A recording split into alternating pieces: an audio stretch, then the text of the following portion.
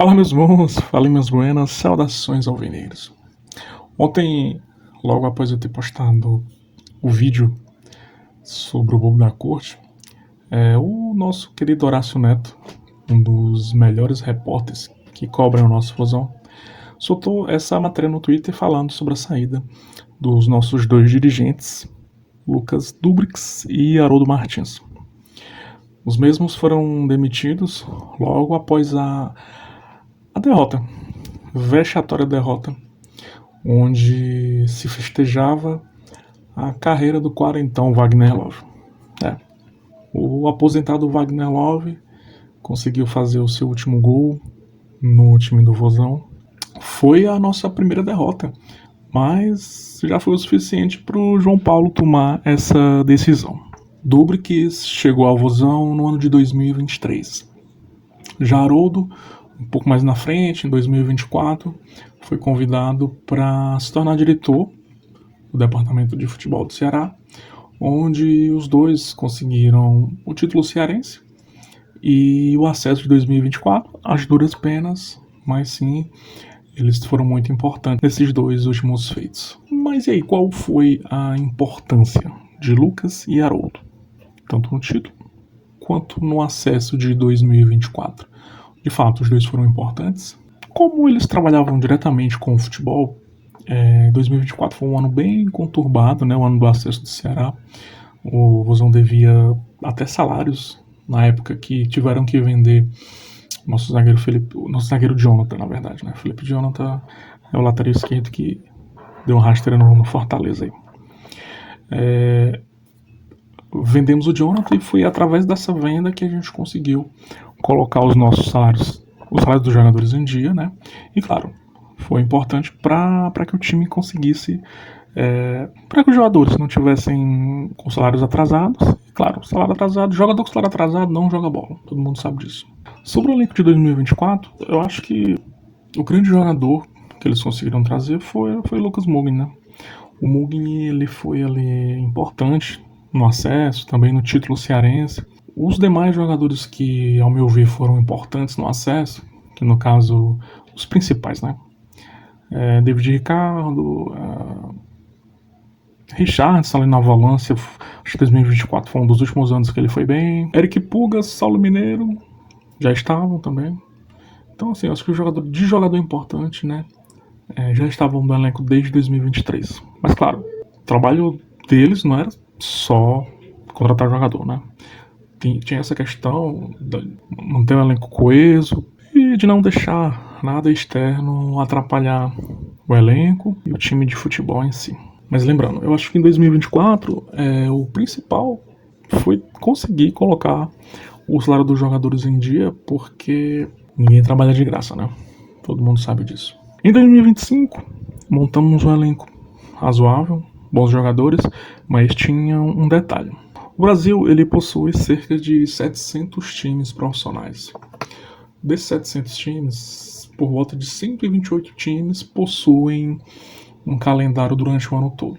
Então eu posso afirmar que desses 128 times, que de certa forma competiam para a contratação de jogadores, como a gente estava na Série A, a gente era, no mínimo, o 20º time mais atrativo. Porque a partir do momento que um jogador de futebol quer jogar no futebol brasileiro, ele vai procurar primeiramente quem? Times que disputam competições internacionais importantes e, óbvio, quem disputa a Série A do campeonato.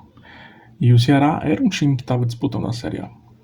Então, nós éramos, no mínimo, a 20ª escolha de qualquer jogador que queria vir jogar aqui no futebol brasileiro. Isso já é um fato muito importante, né? O que eleva a probabilidade de boas contratações para um patamar muito mais elevado. Mas mesmo assim, com esse detalhe a favor, infelizmente a nossa janela do meio de ano foi terrível. Praticamente não conseguimos contratar, se não me engano só o Zanocelo, sinceramente não tenho muita lembrança de mais algum outro jogador que tenha vindo, mas com uma janela terrível ficamos sem nenhuma condição de ratificar a boa campanha que fazíamos com relação à tabela do Brasileirão. Tem um detalhe, Eu costumo dizer que a nossa tabela só era boa em pontuação. Mas se você pegar aproveitamento, principalmente aproveitamento dentro de casa, o Ceará era um time que visivelmente tinha aproveitamento geral e aproveitamento dentro de casa, principalmente aproveitamento dentro de casa, de um time que fatalmente cairia para a Série B. A única vantagem, sorte, enfim, que a gente tinha com relação aos outros times da parte de baixo da tabela era que os outros times de baixo estavam muito, muito, muito abaixo da média de um time que cairia. Na verdade, o aproveitamento desses times que estavam atrás da gente era o aproveitamento de lanternas. Então, tanto é verdade que bastou alguns desses times melhorar um pouco o futebol, começar a ter vitória, começar a ganhar, que passaram na gente. Se você fizer esse exercício, Vasco, Grêmio, Inter, Vitória, o próprio rival começaram a ganhar seus jogos e foram passando da gente 1-1. Tanto que no último jogo, quando a gente caiu, Inter, Vitória ultrapassou a gente. Por pouco a gente não terminou até atrás do Fortaleza, que passou o campeonato todo praticamente ali brigando na lanterna com o Sport. Sobre 2026, nem preciso falar muito. É o ano que a gente tá. Os jogos, a falta de contratação, ela é aparente. Todo mundo percebe que o time precisava muito mais e não conseguimos. O que ainda se falava muito era sobre o profissionalismo e os processos e boas práticas que tanto o Lucas como o Haroldo trouxeram ao Ceará. Mas a gente precisa fazer um exercício importante nesse momento. O quadro comparativo que o Ceará tinha de diretores para você dizer que de fato se trouxe bons processos, boas práticas, desculpa, mas é muito fraco. Se não, vejamos. Os últimos diretores do Ceará, pelo menos os mais recentes, foram Sérgio Dimas, que hoje, se eu não me engano, está no Botafogo de São Paulo. Tivemos também Jorge Macedo, que depois que passou pela gente, se eu não me engano, passou pela Ferroviária, time que caiu, né? O Sport ainda flertou, mas aí de repente acordou e não trouxe o profissional. E Albert Júnior. Esse foi o último profissional antes de Lucas e Haroldo tomarem a frente do nosso departamento. Então, como a gente percebe, o quadro que a gente pode comparar é muito baixo, é muito fraco, entendeu? Então, é claro, assim, eu não vou ser louco de dizer que eles não exerceram um trabalho razoável. Então, assim, para quem não tinha nada, o pouco que fizesse já se tornaria aparente. Antes de tudo isso, a gente tinha o Robson de Castro, né? Que eu tenho todas as ressalvas sobre o trabalho do Robson, né? Como presidente e também como diretor. Mas uma coisa que o Robson não era omisso. Ele errava, mas ele errava tentando, né? Infelizmente, hoje em dia, o Ceará ele nem tenta. Claramente, o time precisa de jogadores e o que a gente conseguiu foi um sub-20. Para resolver os problemas do Vozão, a gente trouxe um sub-20. Acho que aí já deixa do que a gente poderia esperar do restante do trabalho. E tem um outro detalhe, né? O Robson nunca se orgulhou de ter levado 12 nãos. O futuro do Ceará é um pouco difícil de prever. João Paulo não tem tanta experiência no futebol. Mas a experiência que João Paulo teve foi mais como diretor financeiro do Ceará, diretor financeiro do Robson de Castro. Eu sinto que João Paulo, ele sim, tem tentado melhorar, tem buscado conhecimento. Sempre se tem notícias do João Paulo viajando, buscando novos contatos. Isso no mundo afora, né? Ultimamente João Paulo tem viajado até para outros países e ele mesmo em algumas entrevistas falou que está procurando novos parceiros, novos conhecimentos.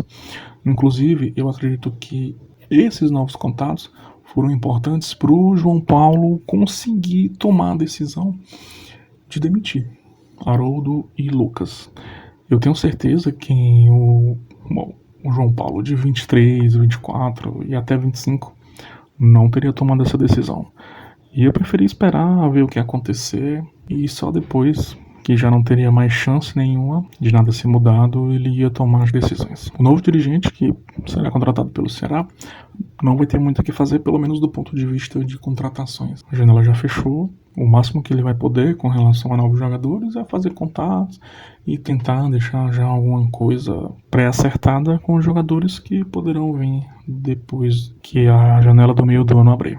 Mas internamente, sem dúvidas, o trabalho do novo dirigente vai ser muito importante. Eu defendo que o novo dirigente tenha um conhecimento principalmente em todas as questões que interferem na questão de campo, questão de resultados de bola dentro do gol, porque sem isso a gente não vai para lugar nenhum. E como é que você percebe isso? É simples.